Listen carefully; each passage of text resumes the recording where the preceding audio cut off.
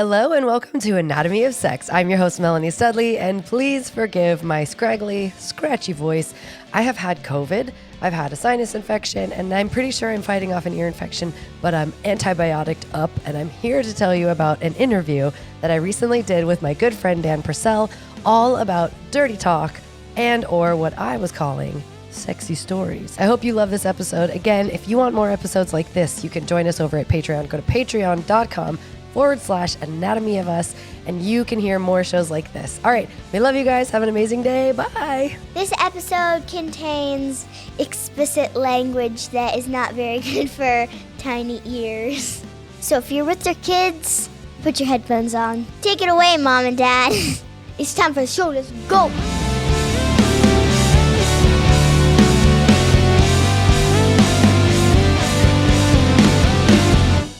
Hey, Melanie, it's so good to have you back on the podcast. Thanks for being here today. Thank you so much for having me. It is always a blast to chat with you, always. Yes. So kind of for our audience to get to know you a little better and to kind of break the ice. And this is a sex podcast. So let's have some fun here. I want to hear the story about when you and Seth walked into the sex toy shop in Hawaii. Okay, so I've got to set the scene. We were in Maui recording a podcast for Jeff and Alyssa Bethke. They have a marriage podcast called, I think it was called Anything and Everything at the time.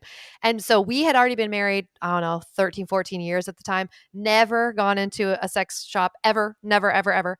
Never would have thought about it. And there was one in this like little area in Maui. And I was like, okay, there's no kids with us. This is a unique opportunity. Maybe we No one will see us walk in. No one. Our neighbors aren't going to see us. No one will see us. So I'm like, let's just give it a go and see what happens. And I said it to Seth, and I think his jaw hit the floor, right?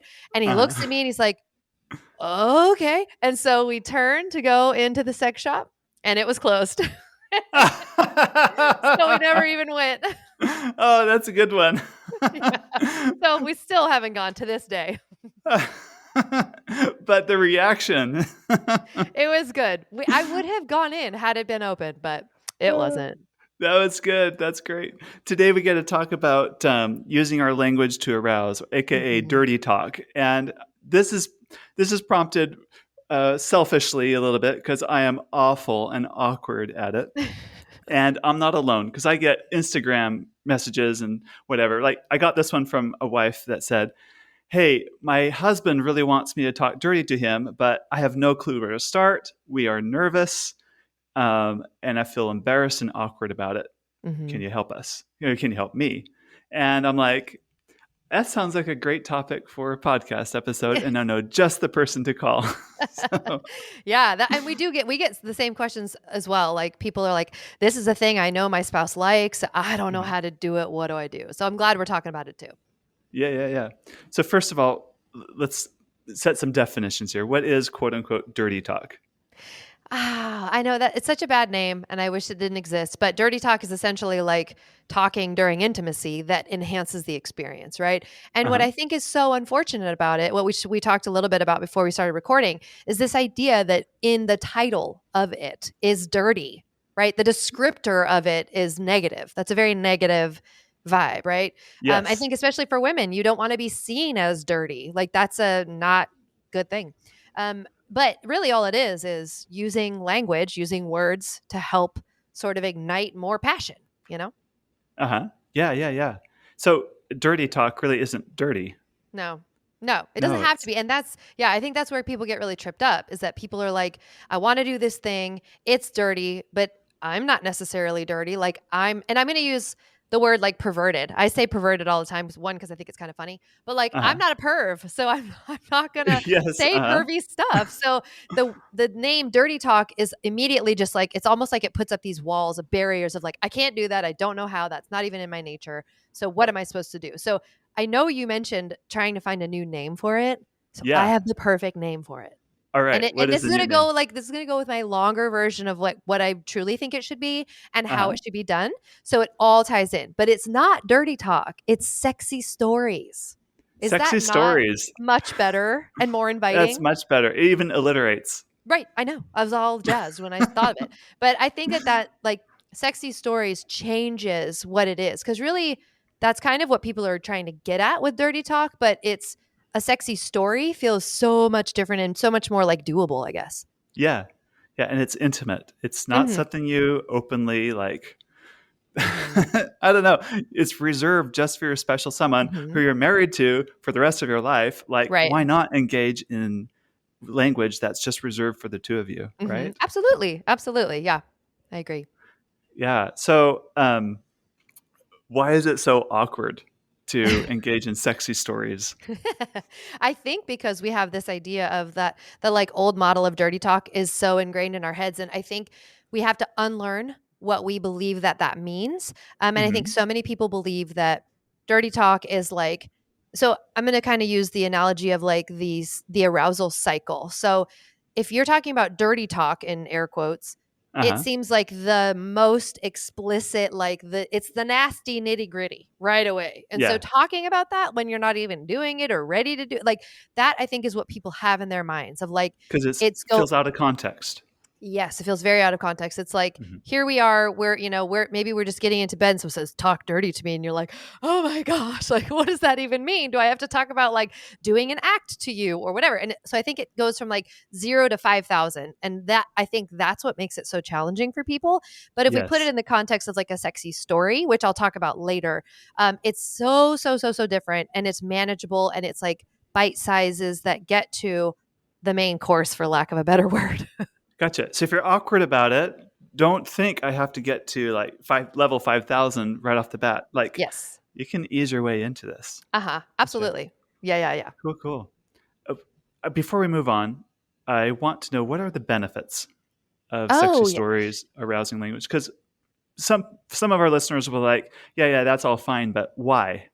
I will. So when you asked me that, when you sent me a Google Doc, which I love. So I was looking through it and I got so jazzed because I don't know, I don't think we've even ever talked about this. Why would we have? But I've listened to so many podcasts and read so many books that talk about the benefit. And this is going to sound weird for just a second, the benefit of reading versus watching something. Now, why I'm saying that is if we're doing sexy stories with our partner, right, formerly known as dirty talk, Uh we huh. are actually engaging more of our brain than if now I'm not saying that this is something you should do, but we're engaging more of our brain than if we even just watched pornography, right? Because Yes. Uh when huh. you're listening to someone talk or you're reading a book or whatever, you're You're only you're consuming.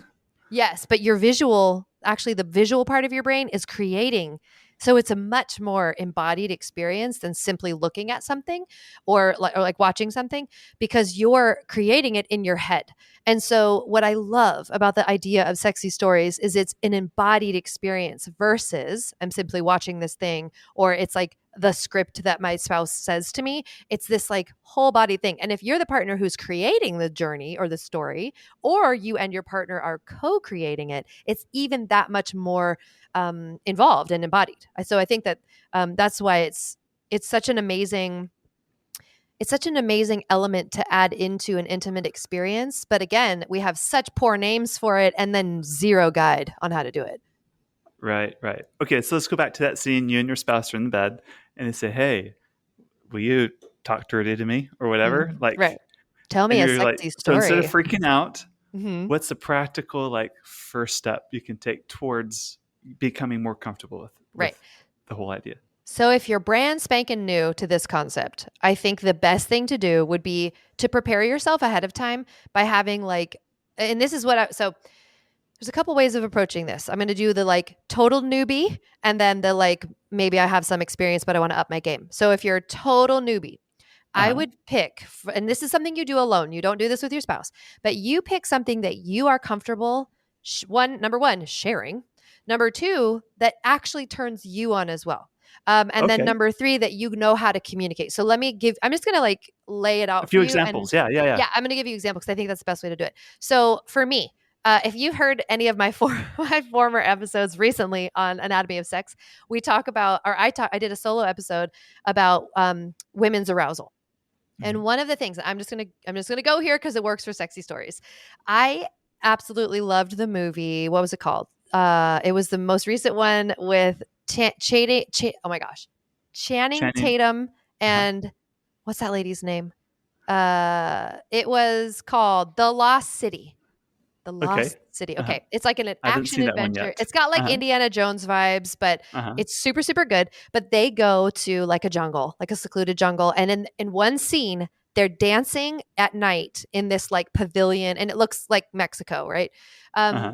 and so if I were to tell a sexy story, that's where I would place. So that's my set. So here's the rules for sexy story. You have to have a set and you have to Uh-huh. use the senses. Okay. So it's all Okay. S words.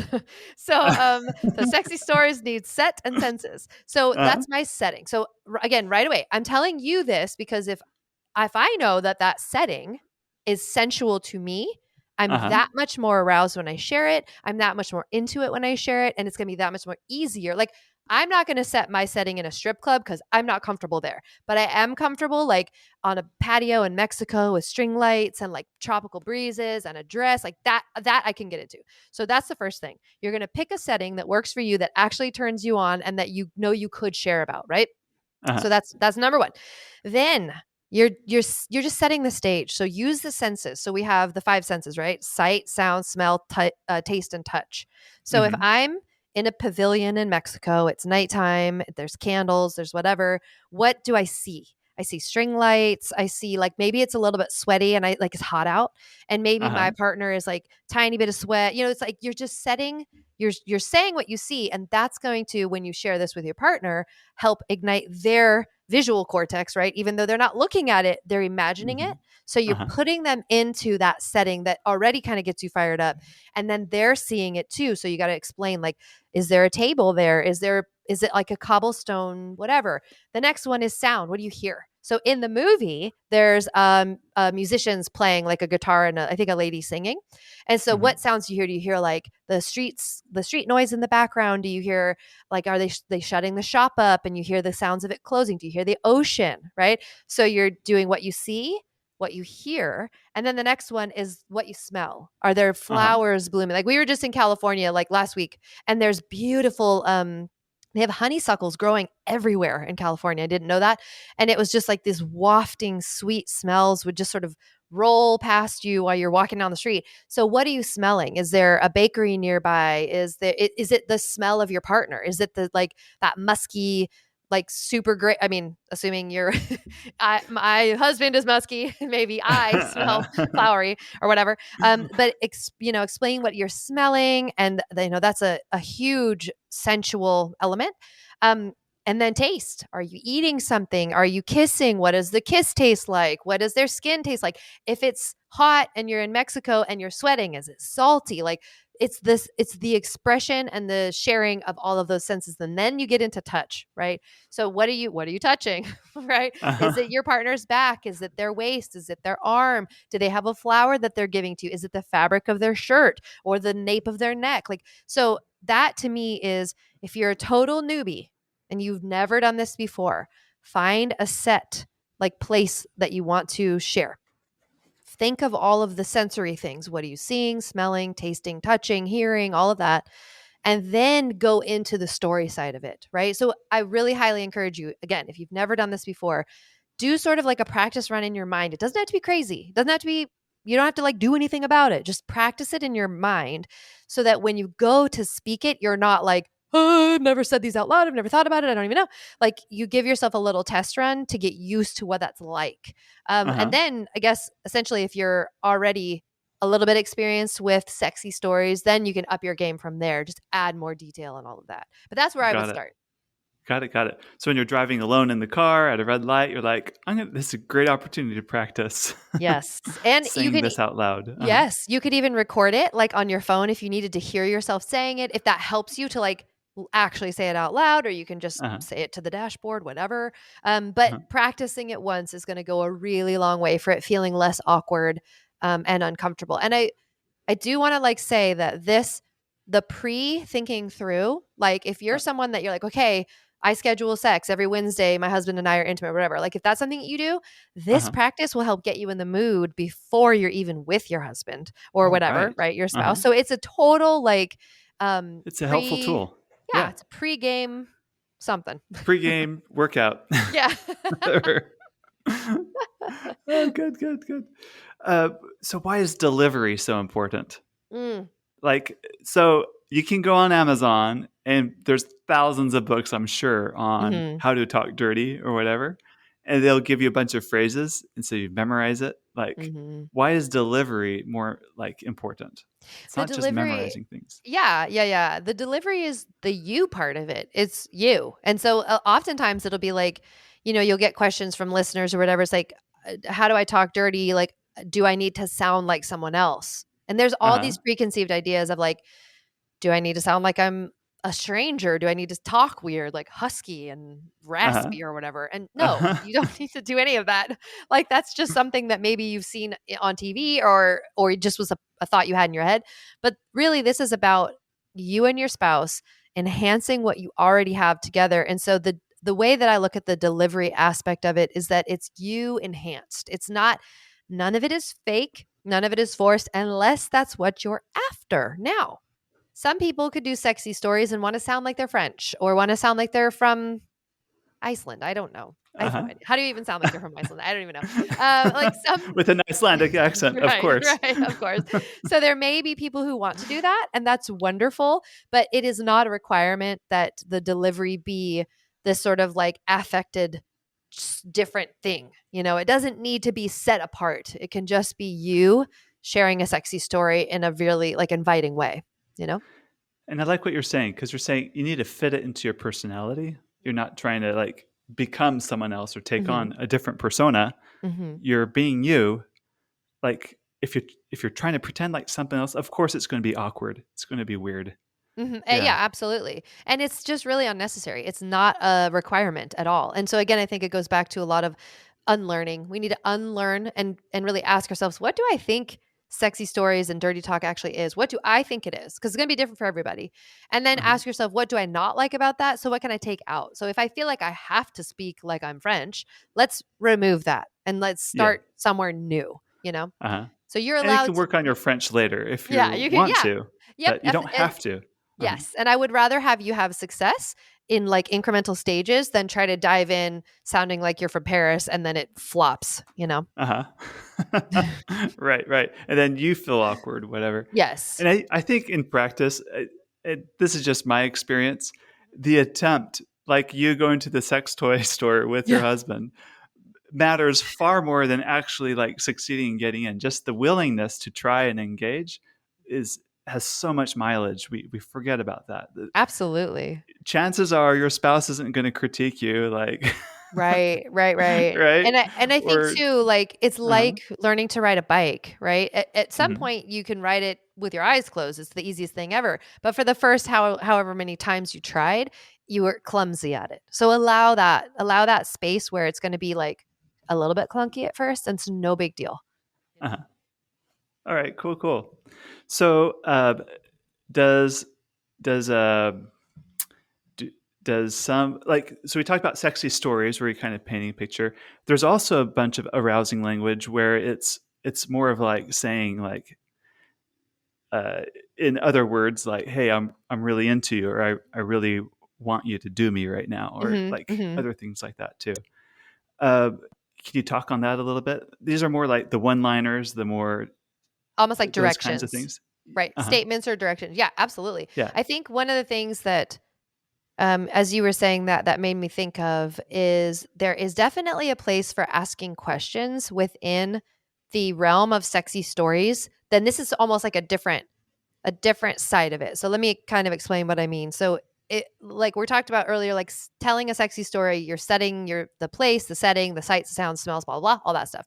But then kind Uh-huh. of on the flip side, without a story, you're just doing Uh, like sexy talk to one another. Um, yes. you are welcome. This works really well if you're not sure what your spouse actually thinks about something. Don't assume they like what you like. And I'm not saying that in a mean way. It's more of an invitation of ask and say, hey, do you like it? Like, would you like it if I did X, Y, and Z? Like asking a question. And here's why it's important. They may not like it. You I can see. say, hey, would you like it if I don't know, sucked on your toe? And they might be Uh-huh. like, no, please never do that. Right. And so then you've Right. you've spared yourself embarrassment of like not just going in for the kill. Right. So there Uh-huh. is, but also it is a safe way to approach a new idea without it being scary or weird or as vulnerable. So I will say that that's a great way to like get into, if you're new to the idea of talking about directives or sharing like, hey, I like it when you do X, Y, and Z thing, you can ask it in a question instead of just like, this is a thing I'm sure you like, let's do this. Like that might not be great, you know? And there also is too, like knowing the nature of your spouse. So some spouses would really like to be told what to do or like have that sort of more an aggressive, even if it's something that they're not sure they'll like, they might enjoy the sort of like feistiness of being told. But not everyone's like, I'm not like that. You are not going to tell me what you're going to do to me. Like, no, thanks. We're going to have a conversation about it. And that to me is sexy, to ask me if I like it. Ask me if I want to do it. And if I say no, don't you dare make me. But not everyone is like that. So kind of like knowing the nature of your spouse, knowing the nature of yourself, and then being able to kind of put that into practice with statements like, I like it when you ... right? Or another thing too is that's another great way, that I like it when you is another great way to share with your spouse things you would like them to do more of without demanding it. You're just saying, I like it when you do that thing to me. And then they'll know, oh, I should do that thing more. Right. So it's really inviting as opposed to, why don't you ever do that thing to me? Right. Right. So there's lots of ways to incorporate the like request comment stuff in there without it feeling so scary, I guess. Another thing that's the benefit, like what you just mentioned too, is this is also a safe place to give your spouse something in fantasy that you're not willing to give in real life. Absolutely. For instance, there's some sexual acts that we don't do with my wife and I together because of just reasons, preferences, comfort level, whatever. But we can give it to each other in fantasy, meaning sometimes even during the act of sex, we'll be making up a sexy story together. It's like, it feels like improv sometimes, but like she's telling the story or I'm telling the story, and it's incorporating these very erotic themes between us that we know we'll never act out in real life. Right. But for that moment, we're like, it really activates a part of your mind that's very erotic, and it's a big turn on. Right. That's like, beautiful. I don't think my wife and I will ever desire to have sex in a public park, right? Ever, like to actually do that, or on a roof of a house. I'm just making up something kind of bizarre. Not that these are my actual fantasies, but if that was my actual fantasy, because that's my friend's fantasy, that we could actually like engage this in more using our language as a way to kind of set that scene and whatever. So. Absolutely. And there's so much to say about that because our brains don't know the difference from what our imagination is telling us. I mean, think about watching a movie. You're watching a movie, like let's say you go and see the new Spider-Man Thor movie or whatever. Yeah, Spider-Man. Right. And you're like, oh my God, your whole body is responding to this thing that you're seeing with your eyes, which is not happening to you, but you're scared too, because what if the building hits the car, blah, right? So our brains actually don't know the difference between what's imagined and what's real. And so what's so cool, and we all know this to be true because we felt it before. So it is really amazing to use that to our advantage, where, I mean, I will just share, this is explicit, but whatever. Like the idea of multiple partners. Well, what if I could multiply my husband? Right? What if I had two of my husband? Like, that's a cool thought sometimes. And that's a fantasy that we can talk about. That, of course, that's not going to happen. Like, that would never, wouldn't even be able to happen. But you can explore it in fantasy. Yeah. Yeah, absolutely. And it will engage all of the same body systems. Like, it will ignite everything inside of you. And so it's such an amazing, like, safe, loving way to really deeply dive into intimacy in a new way with your partner. And it's really, there's a lot of growth and trust that is built in that when you do this stuff, like respectfully and safely and in a loving way, I think, you know? Yeah, that's right. So another thing about dirty talk I've learned, it doesn't always have to be degrading. Because you probably read or hear about things like some of it's kind of degrading. Right. If you get turned on by that, by all means, because a lot of people do. There's something sexy about the naughty and the forbidden, and but if that's not you, you don't have to like engage in that. Yeah, absolutely. I do think it's important to understand that I do, so not, two things. Number one, yes, many people actually do really enjoy that degrading whatever, and that's fine, no Uh-huh. big deal. But I Mhm. do encourage people to step beyond and see, like, actually, what would it look like if I pushed into really romantic intimacy and sexy story, like super romantic? What would that look like? That would be different. That's not something I know. That's not something I've seen in pornography or whatever. So I don't even know how to do that. That doesn't mean that it doesn't exist though. And it doesn't mean that it wouldn't be amazing. Right. So, like, even um, expanding what you see as being arousing. Right. So, for example, yeah, we kind of all go to like the baseline thing of like the most dirty, the fastest, you know? But what Mhm. would it look like if we expanded that out to and feel free to come up with ideas too. Like, I think this is a kind of a cool concept that I don't hear almost anything about, but like expanding what is arousing or like arousal inducing. And for me, it's like food, travel, and novel things like skydiving or rock climbing. Like, so what if I tried to incorporate into my sexy story these things Uh-huh. that I want to do? Like, I'm excited about these things anyway. I like rock climbing. I like Uh-huh. swimming and in the ocean. Like, incorporate that into your whole story. And then you don't just have like a tiny narrow thing that you can go to. You have like the world of possibilities for sexy stories instead of just, and then we were in the nasty bathroom and we were boning. Like, there's more to it than that. Oh, that's so funny. Uh, we were in the nasty bathroom and it was so cramped and there's trash everywhere. I know. It's like the grossest scenario I I could think know. of. I don't know. It's like, oh, this is not a Oh, turn on. yeah. And the flight attendant keeps banging on the door. Listen, sir, we're going to land soon. Yeah, don't go there. Right. All right. Some part of arousing language and sexy stories is using different words for different Mhm. things and kind of Mhm. creating. And this is something very intimate, right? These are Mhm. words that you only use with your spouse or something like that. Can you talk on that a little bit? Maybe Yeah. like how to come up with words for each other, words for Mhm. body parts, for different Mhm. sex acts, and things like that. Yeah, so I think there's a couple ways of looking at this, and one would be that culturally it's different from different places in the world. Like, there is different slang, and I Uh want huh. to start with slang as like, I'm guessing most people are going to use slang as the foundation of these words that they will use in their sexy stories, Uh because medical terminology sounds weird. Like, it just sounds huh. too clinical unless you're Yep. into it. Right. Um, which Unless it's whatever, right? it's in the Yeah. doctor's office now. That's really funny. But so I will say, the one thing to, and this isn't, I don't mean like look out for it like it's bad, something bad's gonna happen, but just be aware that between genders, some terms might feel degrading while others feel exciting. And you can Hmm. figure that out again in conversation, in intimacy. You can ask, hey, do you like it if I call this thing that? And Uh your huh. partner may be like, "Oh yeah, I totally love that." Or they might be like, not super into that."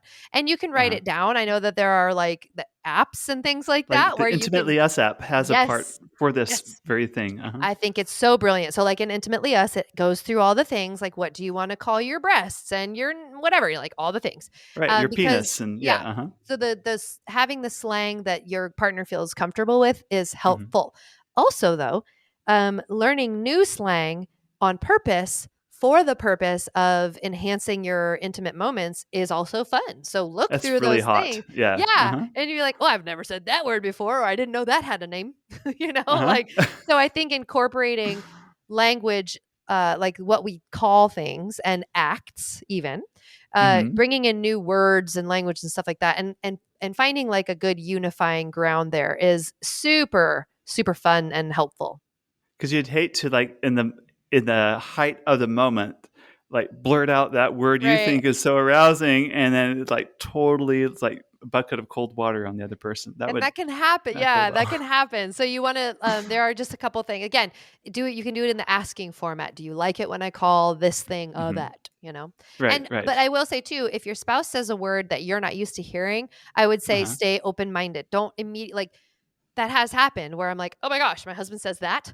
Like that Uh-huh. has happened. And I've been had like this tiny, tiny flicker of like, whoa, didn't know that was what he would say. But also then I'm like, it's not a big deal. Like that's just, again, a lot of it is cultural because we're not from the same place. But Uh-huh. having an open mind and being like, it's actually okay that that's a word he uses. It's not a big deal.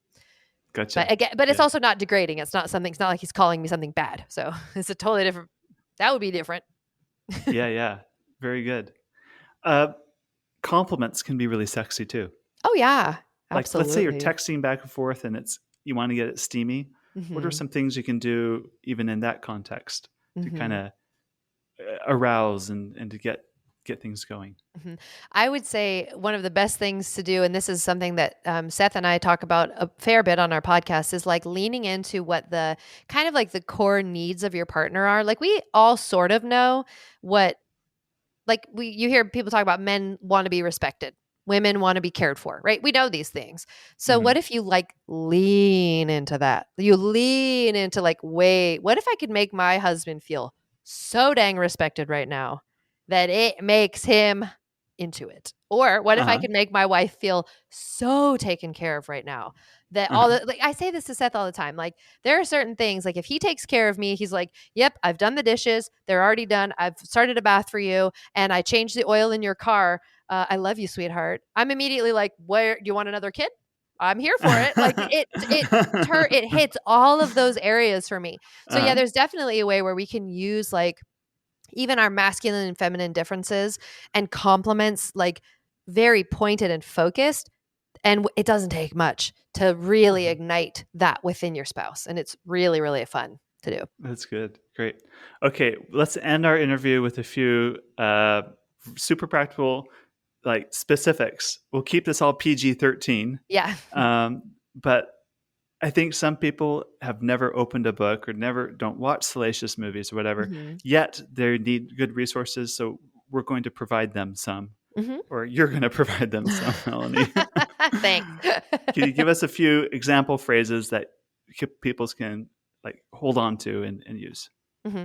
I want to do, let me see. I want to go like, I don't want to think of it in phrases because I don't want people to think of like, oh, if I don't remember how to say this thing, then I'm going to fail. I want it to be almost like in acts, like little snippets of acts, right? Hmm. So, whatever, again, this is hard because I'm talking about male and female at the same time. And I'm talking about, obviously Oh, it's okay. different Should what we a pick man, one yeah, I mean, yeah, first? I'll make some scenarios. I mean, it's kind of all Okay. the Yeah, same, yeah, but yeah. Uh-huh. so I would think of let's make it like a tactical thing. I'm going to use the senses. I'm going to do the sexy story idea and then also like the delivery side of it. So Okay. again, if you're wanting to, like we talked about earlier, you wanting to create a scenario of something that couldn't actually happen. Like I'm not actually going to have sex on the top of the roof in Dubai. But Uh-huh. man, what if I talked about it? Right. So Uh-huh. you could say to your spouse, again, I'm going to start with a question. What do you think about the idea of us traveling to Dubai and we're wearing like so again, I'm going to use all the senses. That's how I think. Hmm. I immediately see in my mind like we have different clothes on. We have like maybe I have on like a long flowing dress and it's really bright and we're on the rooftop, but when we can see the Burj Khalifa and the sand and it's the sun is setting. What would you think if I bent down and started to give you X, Y, and Z? Uh-huh. Right? So you're setting a scene, you're creating an act, and then you're Hmm. asking your partner, what do you think about that? Right? Gotcha. So that's a Uh-huh. good setup, like a kind of like a softball. You're lobbing it that way. And then if Uh-huh. they say, yes, I would like that, you continue with your story. Right? Okay, So you gotcha. talk Uh-huh. about what does that look like? Okay, so if I'm going to do that thing that you just said yes to, that means that we're going to find a seat somewhere on the top of this building and I'm going to be holding my dress and you can see my flip-flops or whatever the thing is, right? And we're going to walk over, Right. right? So again, you're setting the scenes and slowly creating what is the act that I'm doing? Maybe it's oral sex. Are there other people around? Is there nobody around? Is it nighttime? Is it daytime? And you're just creating it and then adding as you go, right? Uh-huh. So in that one act can move on to another act, right? So maybe it starts with oral sex, but again, think of it in a story. It's like a plot. storyline. And you can make it up as you go, no big deal.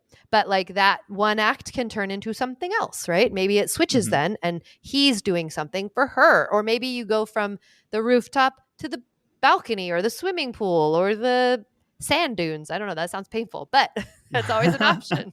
Or the back of a car. I don't know. So that is like an act idea that I think helps you understand how you could kind of create that scenario and share it. On the flip side of that, you could also do the like, hey, do you like it when we, right? So this would be based off of something that you enjoy, but maybe you're embarrassed to share, right? So this might be something like, actually, for some women, they actually don't, there's a myth or a thing floating out there that women don't like giving men oral sex. And some women love it. Some women really like it. And they so get if you're really turned on by right. that. Yeah. And we if you're interviewed someone in our podcast just last week about that. Right. If you're a woman that really likes giving oral sex to your husband, but you're embarrassed by that because society tells you shouldn't, you can bring that to your husband and be like, hey, do you like it when I do X, Y, and Z? And he will say yes. And then you might say, what do you like about it? And then that's his opportunity to tell you more. I like it when you do this thing or you nibble here or lick there, or whatever the thing is, right? And then that will enhance and sort of draw out in more detail. Not only are you thinking about it, then y'all can go ahead and do it, right? So that's a way to bring it. I'm trying to think if there's any other scenarios that would be helpful to hear, like for people who are just sort of stumbling. I guess let me do it from a man's perspective, and you can help me with this too, because I've been speaking a lot from a woman's perspective to her husband, but the other way around. I think of if Seth were to tell me a sexy story, this is just kind of what I'm thinking right off the bat. I would not want to feel like I had to then go perform that sexy story for him. I would want to be like a observer. I would want to be like able to be in the moment and hear it and listen without feeling like I've got to now do this thing. And so I think that if you're a man talking to your wife, really make sure that it's in almost like in that imaginary realm. Like, can you imagine that we are, in some place or location, or we're on vacation or whatever? Gotcha. You know what I mean? Back in the Middle Ages. Yes, there we go. Different context that you don't totally live in. different. Yes. Right. And then the man would explain, can you imagine this thing? And what if I did this to you? Like, it's a what if. It's not like now we have to. Because I think that for women too can be very, there can be like a guarded feeling of like, oh my gosh, I don't want to do this thing he just talked about. So it's different if he goes, can you imagine what that would be like? Or I've sometimes thought about this thing. What do you think about it? Like making it a conversation so it feels open and okay and safe. And like at any point I say, I don't like that, it's okay to stop that if we need it to. I don't think we're going to stop, but making it feel like a conversation can make it feel safer. What are your thoughts? I don't know. Is there anything that I missed from a guy's perspective, you think? No, I think one more thing is just play with masculine and feminine energies. And only 80% of men prefer the masculine energy in sex. 20% of men prefer more to be chased and to be submitted to. And flip side for women too, 80%-ish of women like to, be the ones seduced. But there's a small percentage that like to be more the dominant type, quote unquote masculine energy. So I'm not talking about men and women, but so play with those masculine, feminine energies. So it's a very masculine energy to kind of tell the feminine, like what you're going to do and like, do this. Like I remember telling my wife once, like, hey, flash me. And I said it in a very authoritative voice, and it was a turn on for her, and it was a turn on for me too. What followed, but like there's you can like just be a little more like step into that dominant role. Like sometimes I'll use a line like Mrs. Purcell, "It's time that I take you to bed." Like she loves hearing that. It's like, that's brilliant. It's a good line, and it's because it's playing with our masculine, feminine like roles a bit in that sexual realm. So like I lean into that and like just exaggerate it just a little bit. I'd say like caricaturize it just a little bit. So it's kind of funny and it's, I don't know, it's playful that way. But in the end, I like what we're saying. You have these conversations with your spouse. You can practice alone if you're awkward, but like start trying to do things. And when your spouse does something that you don't like can you be open about it, like what you said, and like just give them gentle feedback, like, hey, Right. let's do a redo on that. Go Right. back Oh, and like even better. Let change me tell this. you what you can do, because this is all imaginary. You can just change the Yes. scenario. It's like Yeah. choose your own adventure. Nothing's Uh-huh. set in stone. So if they Uh-huh. say something that you're like, ugh, gag me, I'm not Uh-huh. into that, you can Right. literally just and this is, I think, a much more help. I'm glad that you said that, because this is an opportunity where you can just rewrite that part of the story without making Uh-huh. them feel bad. Because that's what Exactly. definitely what could happen is that, let's say Seth suggests something that I'm like, that's so gross, or I would never do that. You don't need to say that. You can be like, or what if instead of having sex in the mud, we went to a hotel in Paris and had big, huge windows and coffee? I don't know. Like, what if we did that instead?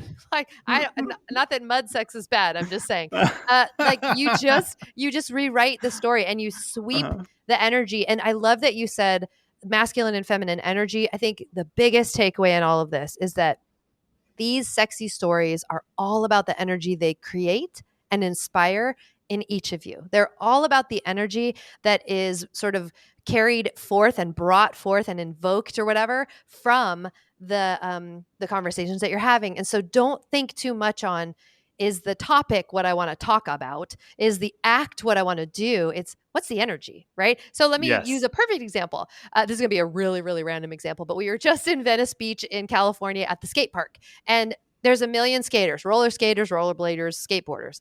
Some roller skaters, although they're on the same thing as other roller skaters, some of them look like they've roller skated for 9 seconds and they're going to break their wrist. Other roller skaters can dance and go backwards and do spins.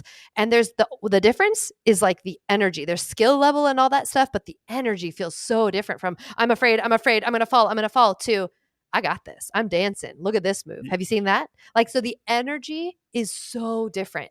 And so I think a lot of people are worried about the checklist. Like, did I say the right word? Did I talk about the right act? Did I talk about the right location? Don't worry about that as much as the energy that you're bringing, right? Mm-hmm. Think of being a magnetic like the story you're sharing, even if it's about a farm in Iowa, could be about anything. It could be Mm-hmm. milking cows. I'm milking cows in a farm in Iowa. That's kind of a Uh-huh. boring setting, but I guarantee you I could make it sexy because of the energy that I can bring to that. So Yes. sexy is not necessarily an externalized thing. It's an energy. It's It's an not a energy that script. yeah. Either. Mm-hmm. Yeah. It's the So energy you bring. That's good. yeah, and having an open energy, an excited energy, an inviting and accepting energy is going to go so much further than just being like, I'm trying to be sexy right now. Like, that's not a good energy, you know? No. Uh-uh. Uh-uh. No. This has been so good, so helpful. If people want to hear more about you and what you do, where do they go? They can listen to us on the Anatomy of Us podcast. We also have Anatomy of Sex, which is a Patreon show that we do every single Friday. We have a website where we do coaching. So I do we do couples coaching and individual coaching, and it's all just follow us on Instagram and Facebook at Anatomy of Us everywhere. So yeah. Very good. Mm-hmm. Thanks. Yes, thank you so much for having me. This has been a blast.